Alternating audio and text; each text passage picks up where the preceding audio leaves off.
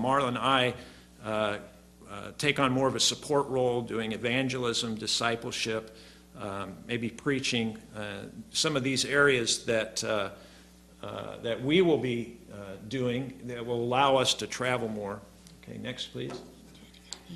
I think it worked. Oh, okay. There we go. Some of you may know this couple, the Steffies from Calvary, and they came and made a visit on us last, I guess, when was that? March? I can't remember. Sometime I this don't know year. where I am these days. Too much travel. In late May, we made another trip to Australia and New Zealand. And while we were there, we visited with several of our missionary families. This is the Schoffs in the North Island of New Zealand. This was our team in Melbourne, Australia, the Ernsts and the Pitts. And we had a lot of fun doing some things with them. We went to the wildlife park here. Meanwhile, in the States, our daughter Beth went to the Ark for the summer, and she was working there. I'll let Marla take it from here. Top one. Okay. Yeah, so Beth finished and graduated in May with her Bachelor of Science in cell biology, and she got a job here at the Ark for as long as she wanted, but in the meantime, she had also applied for a new kind of educational advancement. So she is currently in Columbia, South Carolina, studying at the Lexington Medical University Center for Medical Laboratory Technology. And she hopes to go into medical missions still. So Baptist Mid, and of course there's other sister mission agencies that have hospitals and clinics around the world.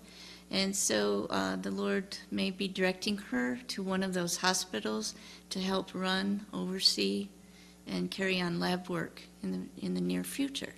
So her setup is 12 months of full study, which includes not only lectures but hands-on. So she's already going around and doing blood draws and all that stuff.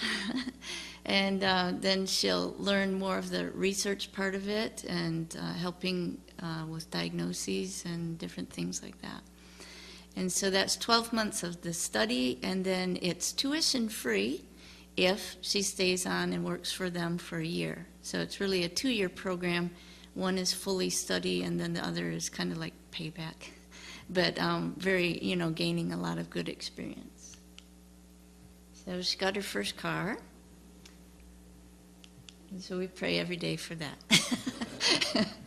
Okay, and then here's Rose, and you all heard about that. So they wanted to get engaged a year ago, but his parents weren't quite ready for that step. So they honored that request, and they waited another year. So they got engaged in April, but we knew what was coming. So we were already planning and timetable and all that, and when will you be in the States, and what's good for you guys. And so anyways, this happened then on August 4th up in Vermont.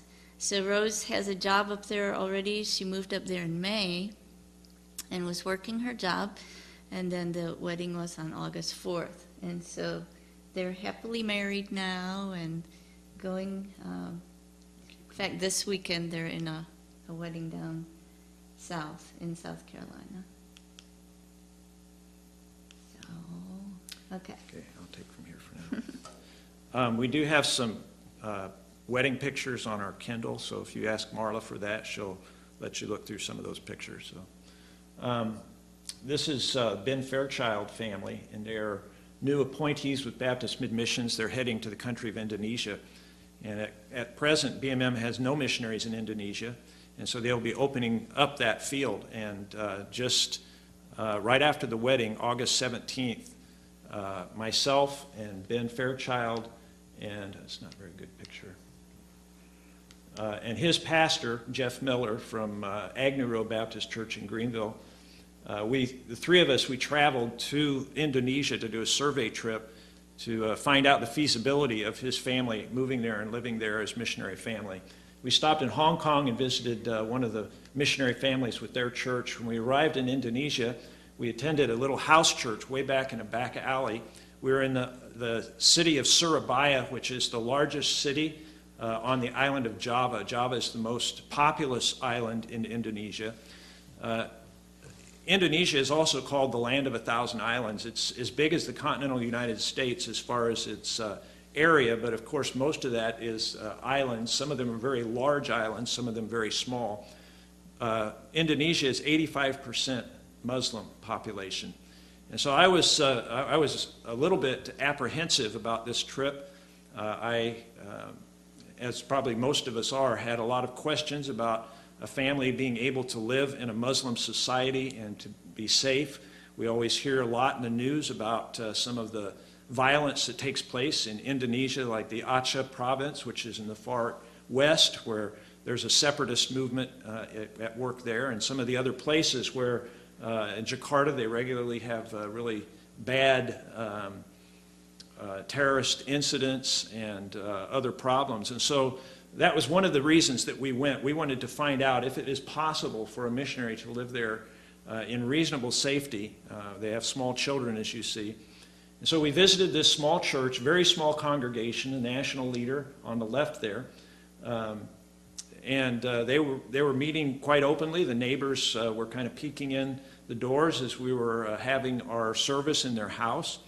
And as we began to discover, the society there in Surabaya and on the island of Java in general is extremely tolerant.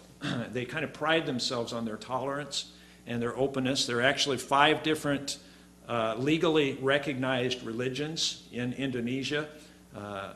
So in addition to Muslim, which would be the majority, Christianity is recognized, as well as Buddhism, Confucianism, Hinduism.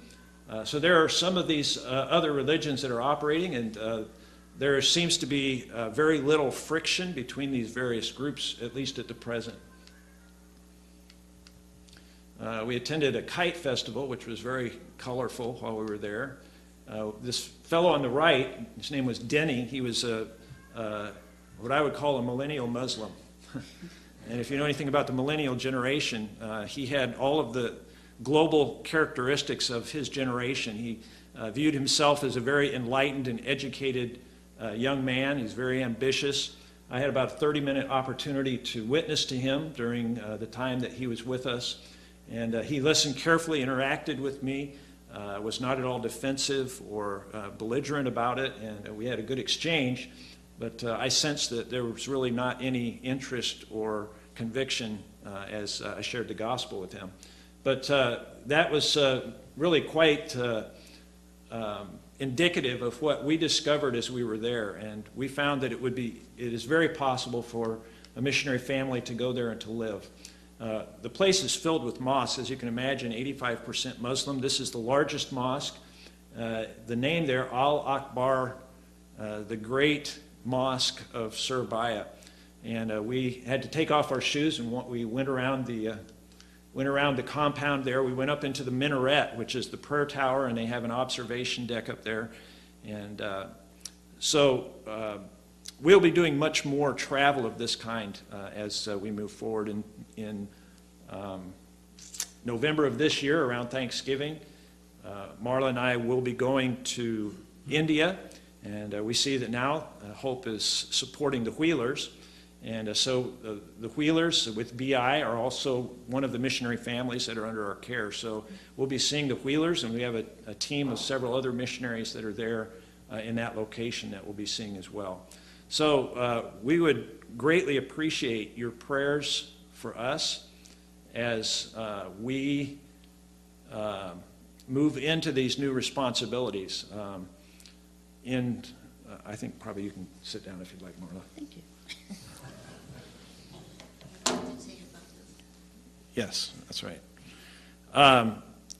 Part of the challenge that we've faced as we've moved into this new responsibility with the mission is that in some ways we have 2 jobs, and we're trying to do 2 jobs at the same time. We're still full-time missionaries, and at the same time we're providing member care for our field missionaries. So that has been a big challenge. It will help when we go back to Taiwan that the Stewarts will be hopefully, managing and handling most of the leadership of the church and the church ministries. But even like for this furlough, we've settled in Cleveland so that we can be close to the home office and kind of assimilate to our responsibilities there. But we're also deputating missionaries, and so we have a full travel schedule throughout the fall as we're reporting to churches that support us. And it's been very challenging trying to keep up with full-time responsibilities in both areas. So we would appreciate your prayers for us, and I think there is going to be a question and answer time a little bit later, so I won't take the question and answers now. But Marla reminded me there was one thing we didn't update you about for our family, and that is Luke. Luke has left Greenville and moved to Huntsville, Alabama, but at this point he's still homeless and jobless, so that is probably one of our biggest prayer requests for our kids at this point, would be that God would provide him with a good job and housing while he's there. Of course, his motive for moving over there was to be close to his girlfriend, and they are hoping to move towards marriage, but of course a lot of that is contingent on him having stable employment and housing. So you can pray for them. I wonder if maybe you have some other questions, primarily about what has taken place in our ministry in Taiwan or about our family. Is there anything you'd like to ask us about there that we've not been clear about? So is the extra travel that you're going to be doing, does that affect your monthly support? No, because these are responsibilities that we're carrying on for the mission. We have an official position with the mission, so the extra expenses of travel are being paid by the mission home office. That's a good question. How do the people there in Taiwan take the new missionary coming in as a replacement? Was there a struggle there at first, or? I don't think so. It's an interesting dynamic. Some of you have teen kids, and you know what it's like when your teenagers get to a certain age and they're really wanting independence. And there's sometimes some friction. And Marla and I have just sensed over the last probably year and a half to 2 years that the congregation has begun to get a little bit restive under our leadership. And part of that has to do with the fact that we're foreigners. We don't do things their way, and they're ready for things to be done like they're used to, and they, in their culture. And so I think for Josh Stewart, as a new young missionary with a lot more energy than we have, it's been a very smooth transition. And so I think that this is a good thing at this point in time. The way I interpret it is, when a congregation is ready for a change from a missionary pastor, it's simply an indication that it's time for them to stand up and take leadership for themselves. So we're still praying for a national leader. You may recall last time we were here, we talked about the man that I had been training, had been with us for 10 years, been training for 4 years, and he left us. And it left us without any potential national pastor for that congregation. And so we're still looking and praying to see who God will raise up to pastor that church. So that is probably our main prayer request for our Taiwan ministry at this time, that God would raise up that man. And I think I know who that is. He doesn't know it yet. So, just pray that God would, I can't call anybody. Only God can call. And so pray that God would put that burden in his heart. I think he already is beginning to do that, and he's becoming very dissatisfied with his secular work. And so pray that God would raise up a man. I don't know if he is the one, but pray that God would raise up a man for the leadership of that congregation. So that was a good question. Okay, other issues? Yes.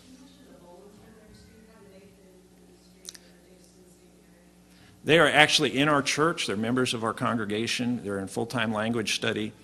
And the way we have kind of managed new missionaries coming in, which would include the Stewarts when they first arrived, they're not permitted to be involved in ministry while they're in full-time language study. And so basically their full-time job is learning the language, assimilating to the culture, gaining experience. Of course, we do give them opportunities. Sometimes I'll have him preach through an interpreter or other ministries that they may be involved in, but they have no regular or continuing responsibilities in the congregation. So they're there as learners. Our church is functioning kind of as an incubator to help these new missionaries coming in assimilate to Chinese culture, and then eventually, probably by the end of their first term, they'll be ready to leave, and hopefully they're going to go somewhere else in our city, and our church may actually send some people to go with them. I'm not sure exactly how that will work or look, but they will be going somewhere nearby and planning a new church. Okay, well, we will have more opportunity for question and answers later. And again, if you'd like to see those wedding pictures, see Marla. She's got them on the Kindle here, about 100 and some pictures. So only if you're really interested.